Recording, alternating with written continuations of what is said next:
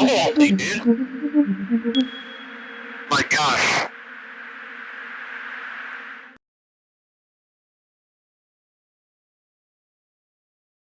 Good evening, everybody.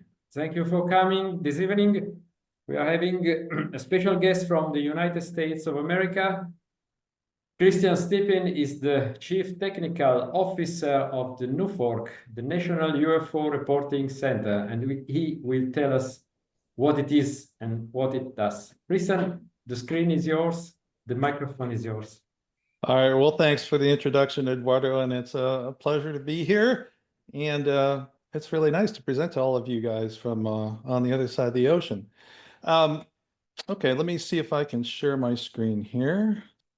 Well, welcome everyone. I'm going to talk a little bit about the National UFO Reporting Center, and feel free at any time to interrupt, ask questions, dig in deeper on anything you'd like to know. I was kind of planning on talking for maybe a half hour or so, and then we can just go into general Q&A back and forth, whatever you guys want to talk about.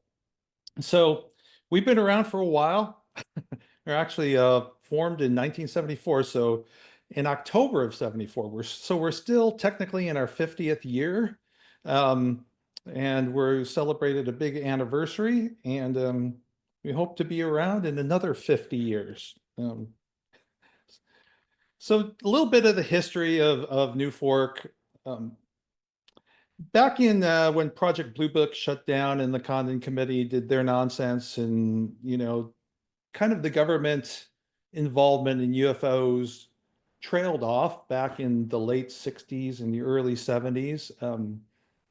There was a firefighter in Seattle, Washington named Bob Gribble, and that's a picture of Bob there answering the red hotline, who got the idea.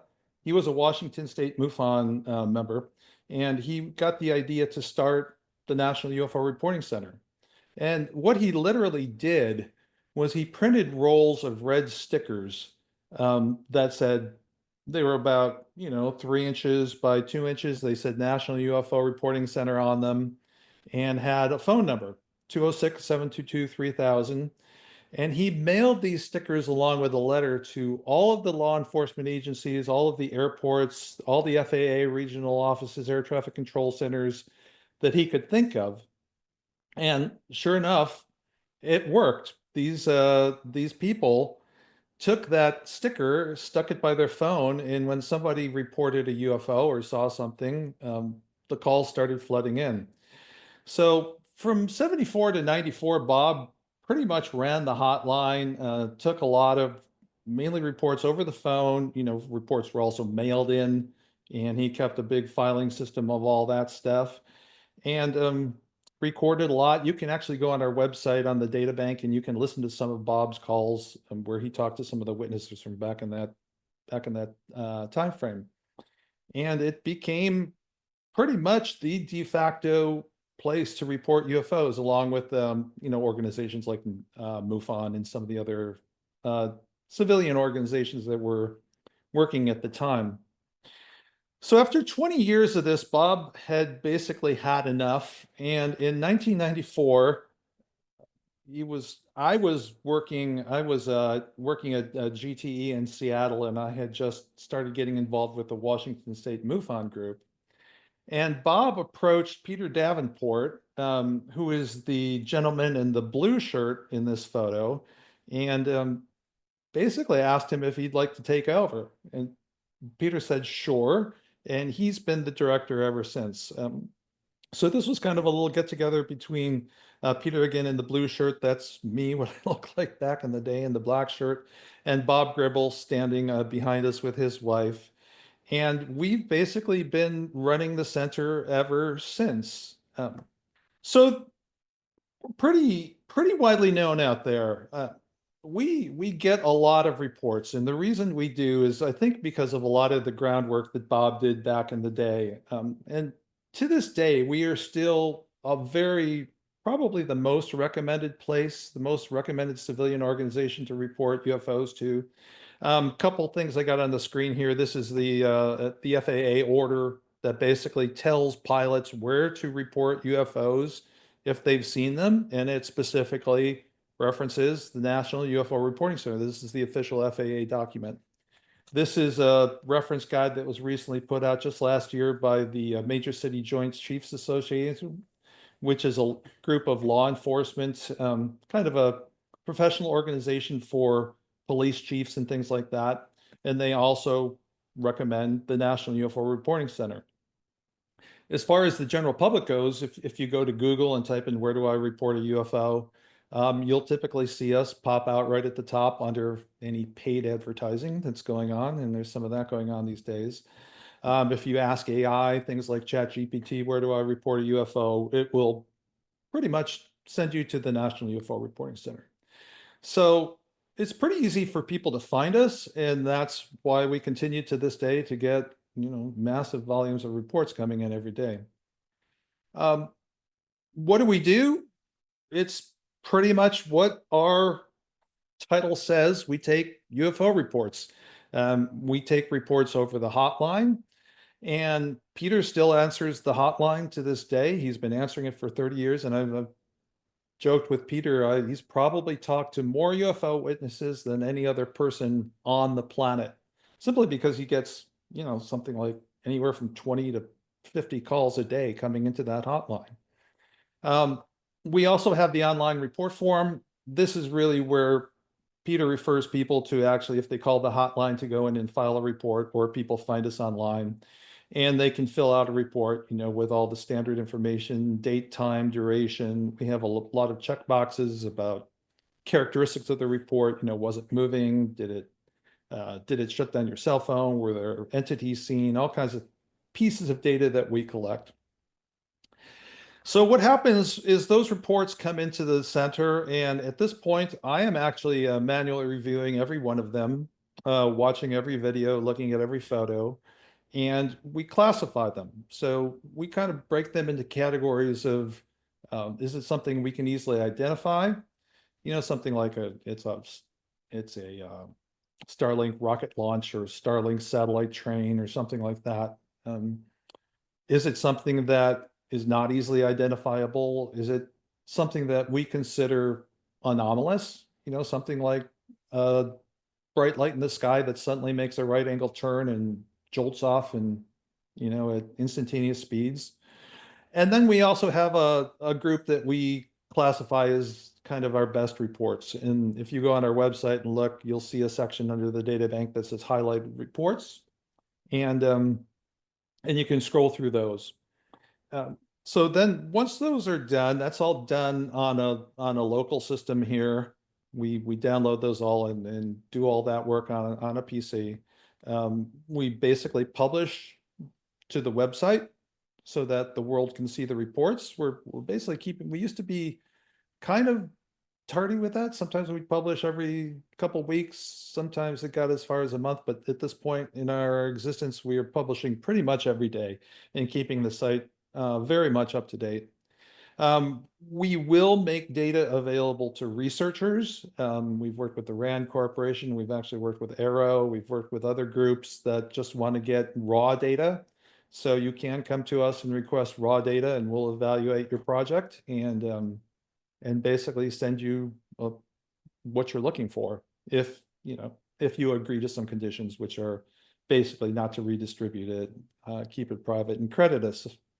We work with students. We get a lot of requests from students who are doing data analysis projects and come across the National UFO Reporting Center website and think it would be a great set of data to do their projects on. So we'll work with them.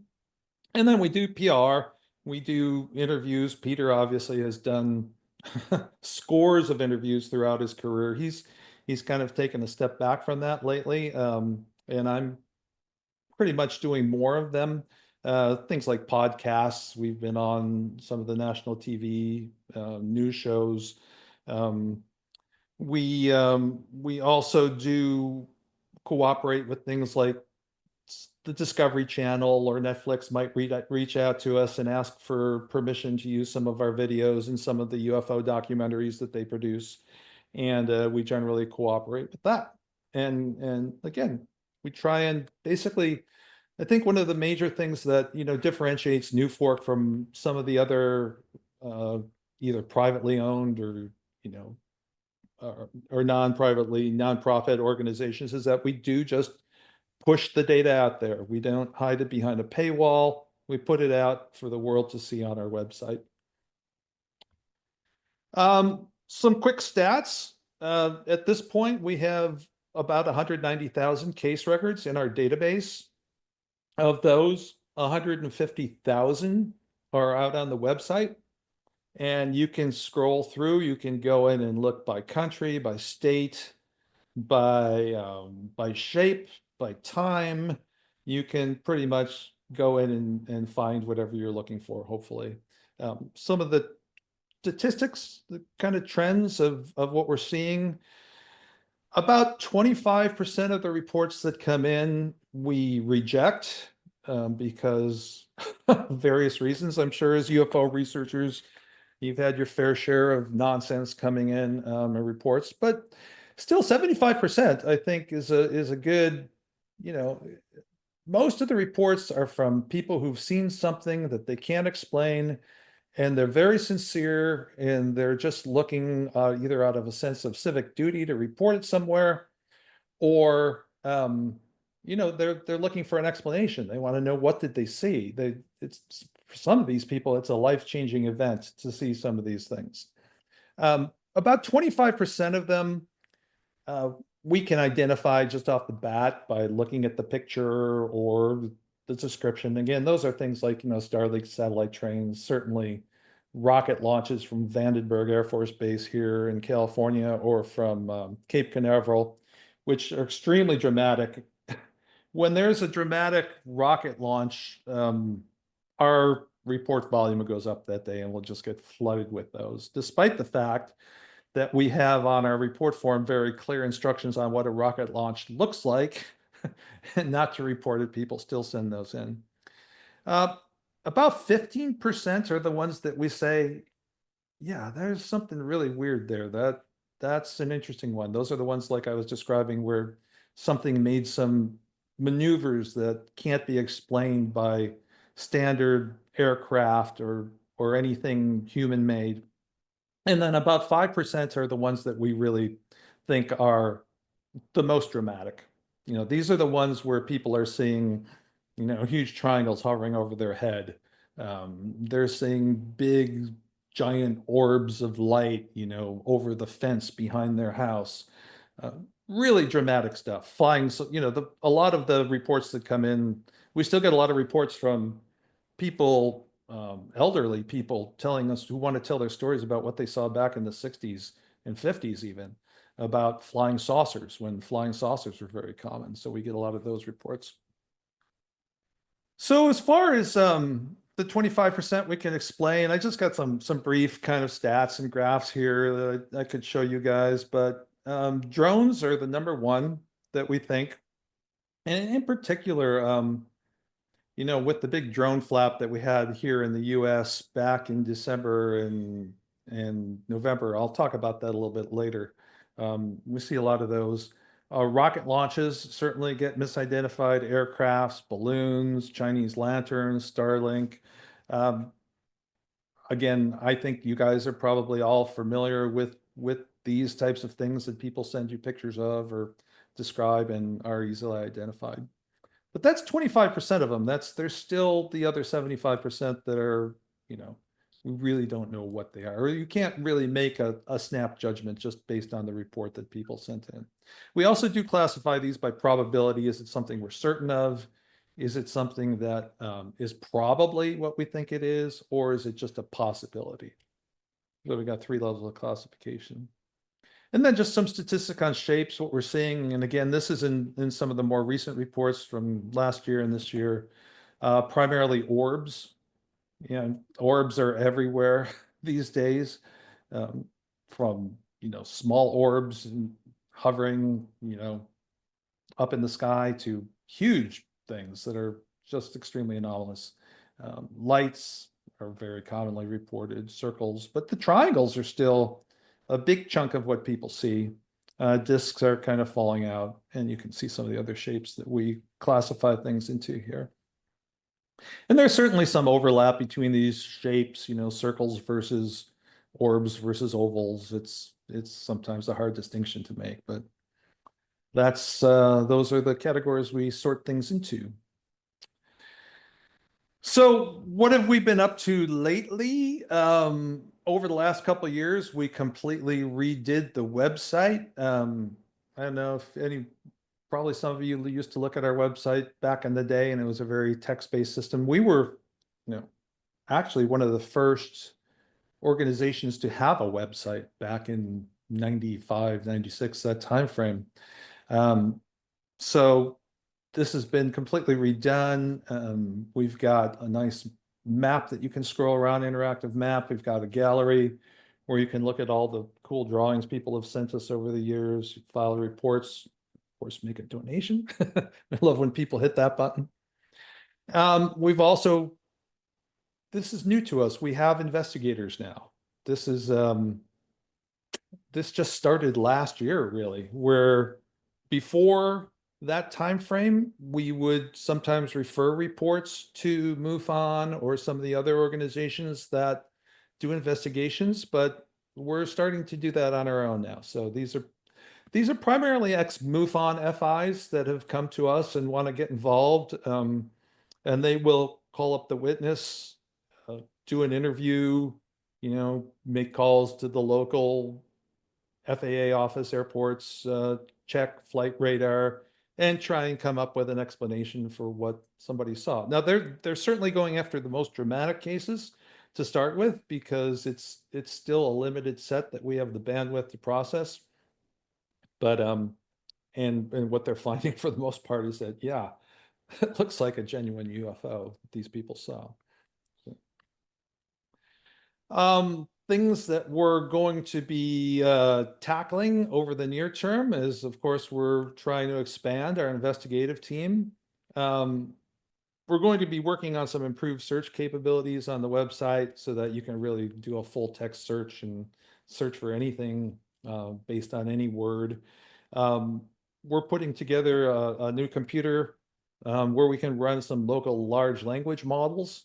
And we're going to be trying to go back through our historical database and do some better classification of what we saw. A lot of the classifications that we've done are more recent, whereas in the past, a lot of the reports were just kind of published out to the website without such a, I guess, a thorough review or, analysis. We're talking about perhaps making a mobile app.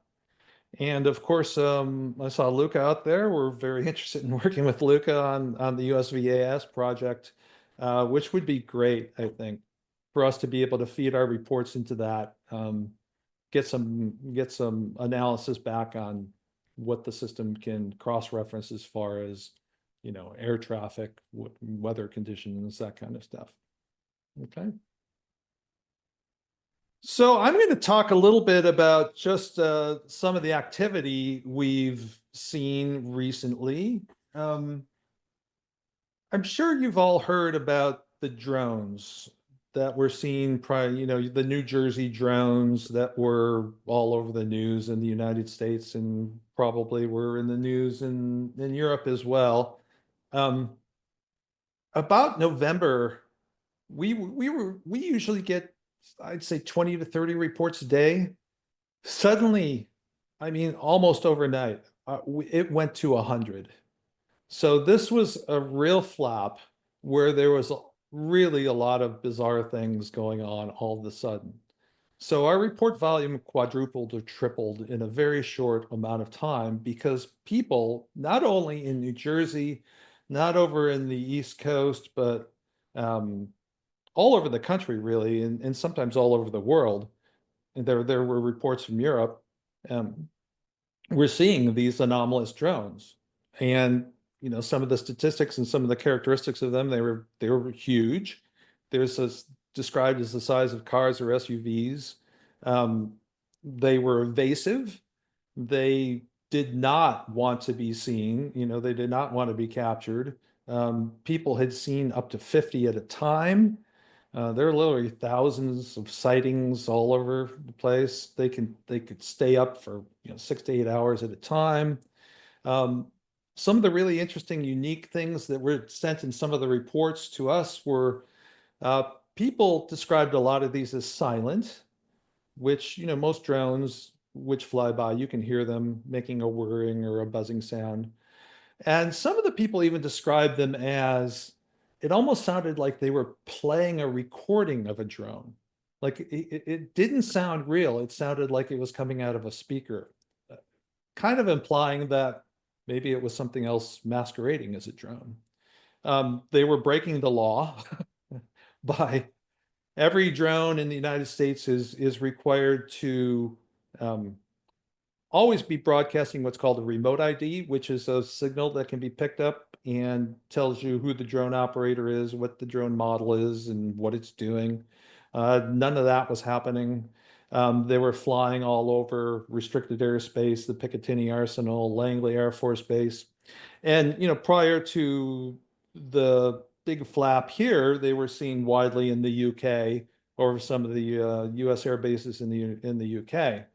There's no heat signature. One of the New Jersey police departments put some thermal imaging on these things and couldn't see them, which, if by the basic laws of thermodynamics, anything that has a motor in it should be producing some kind of heat, and they would interfere with car clocks and cell phones. So they were either not human made, or they were such advanced technology that nobody really knows where they came from. And if they were human made, the amount of money, manpower, coordination, secrecy it would take to have, conducted this type of operation is just mind-boggling. So it's, my personal opinion tends towards the not human hypothesis. Especially when you consider that, a lot of these drones were seen in conjunction with orbs. We had reports of drones turning into orbs turning into drones, back and forth. And then sure enough, in January, everything died down and was basically forgotten about.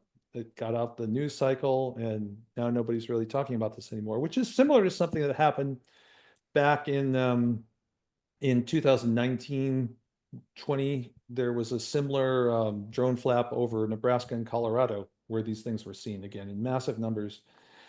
I'm going to play you guys just a couple videos that are pretty dramatic of what some of these things were doing and what some of this was. This first one is came in from Canada, actually from London, which is just outside Toronto. So you should be able to see this. Guys, there is a massive light above my house right now. Like, it looks like the bottom of a ship or something. It is huge. The video doesn't do it justice. It's a huge light. It's not the moon. And there are a bunch of small drones that are all floating just in the distance around it. I am so confused. It's shining down on my house. It's been there for probably, I don't know, since I noticed it, like 10 minutes now. I'm so confused. Anyone have any ideas? So some pretty dramatic stuff. Let's go here. I'll just play another one for you here. There's one that shows. Okay, so it's been sitting above my house. It was much closer before. Oops, that is my face. It is like a giant light. It's not the moon. It's like a spotlight being shone down on my house, and then there's like all these little tiny drones all around it. And it's just been sitting there on my house. Like, this is a light on the bottom of something. Like, it's not the moon, I promise. I'm so weirded out by this right now. It was like much, much closer to my house before. And then there's one here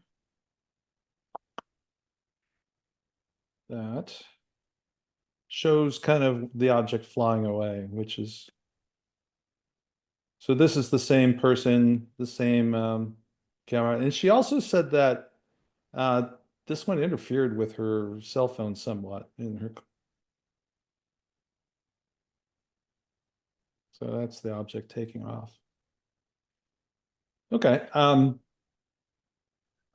This is another case. I'm just going to share a couple of recent cases with you. This is one that came in from an air traffic controller where a pilot reported a small, almost football-sized object flying past. This was actually a Homeland Security flight passing under his wing, and it actually showed on radar. And this was requested.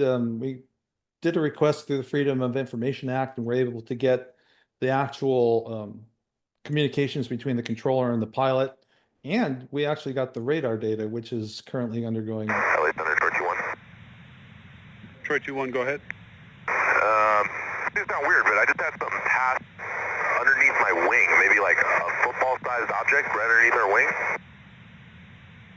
Troy 2-1, Roger. Do you think it was a drone or? I have no idea. I got my sensor operator looking for it on the camera right now.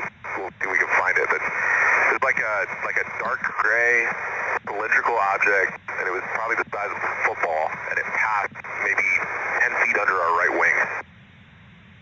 Troy 2-1, Roger. Thank you for the report. Keep me advised if you find anything else out. Yeah, we'll do. We're looking for it now. Okay, it's going to be a little bit of a break here. And then they're going to come back and say they've picked this thing up on radar about 60 miles away.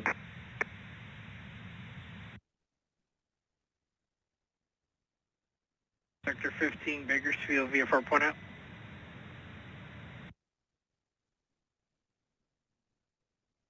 And, okay, correction. LA Center, Troy 2-1. We got something on air-to-air radar. We're trying to get visual on it. Troy 2-1, Roger. And LA Center 094 bearing from us for about 60 miles is where it is now. Troy 2-1, say again. So given that time frame, we did some calculations that object must have been moving much faster than any aircraft or any drone could possibly have gone to get 60 miles away in about a minute. So that's an interesting case. Let's go back here to the slideshow. Okay, since I've got a European audience here, we do get reports from Europe. And this is a little section of our map where it shows where they're coming in from. And primarily the UK, I think mostly because we're probably better known in the UK. The Netherlands also has a lot of reports that come in to us. But they are coming in from all over the place.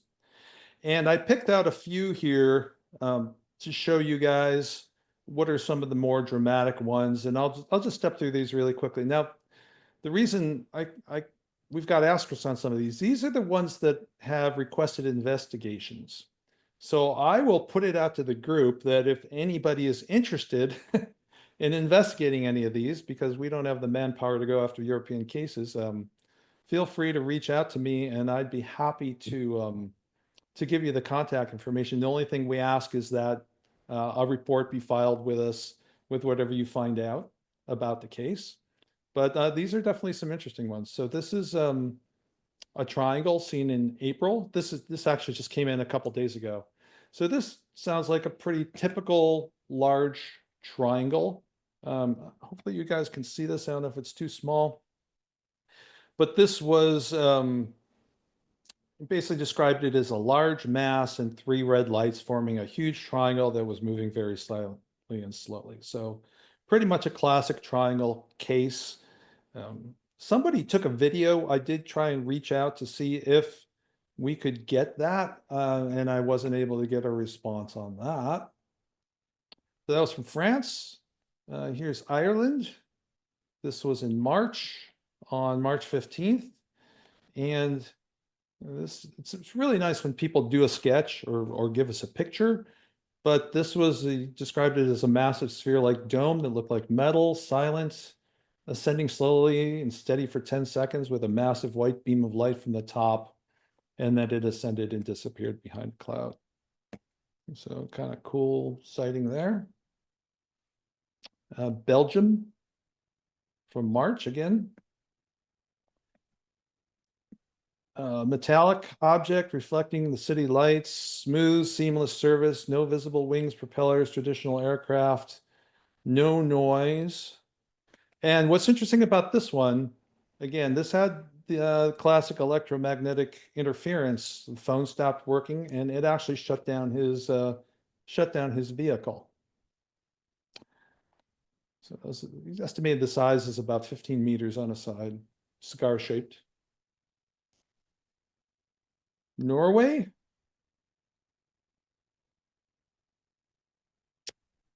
Cylindrical shape like a long tube. And then again, it shot up really fast and disappeared in the sky. So a lot of, these really anomalous reports are objects that, defy basically the laws of acceleration and can instantaneously accelerate from standstill to, disappearing over the horizon in a matter of seconds. So again, this is, you can tell, people are emotionally affected by this. We just looked at each other kind of speechless, not sure what we witnessed. And then, whoops, going back to 2020, late 2024, this was a disc seen in the UK. And I'll just show you the drawings that these people said. It was kind of spinning around, changing colors, spinning while flying across the sky. And basically she says it looked like a classic flying saucer. In Portugal, we had a report of a USO from December where someone was out in a fishing boat. Something shaped like a pyramid emerged from the water and went upwards. Started out as a dark blue light forming underneath the water, moved about 100 meters from the boat, emerged like a submarine, and took off heading towards the sky. Looked like a pyramid. Some of these reports are pretty short. We do get, some very long descriptions and narratives of things, particularly when people are telling us stories from long ago. But even some of these shorter ones, you can tell, are pretty dramatic.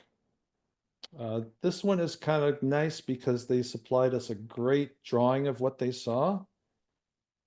They saw an object that looked like this. Square object, silver gray in color with lights in each of the four corners, which varied in intensity. Surface was smooth, no visible seams, pattern of lights in the four corners. So that is from, again, November. So just a few months ago. And then here's one where somebody actually saw an entity. And again, this one, yeah, this is one that requested a investigation. They saw something hovering next to the shed outside, a metallic silver UFO. And there it looked like it had a small dent in it, which looked then as if it melted away and left a small hole, and then a child-sized figure floated out and landed on the ground, began to bang on the shed before turning around and saw me. Big black eyes.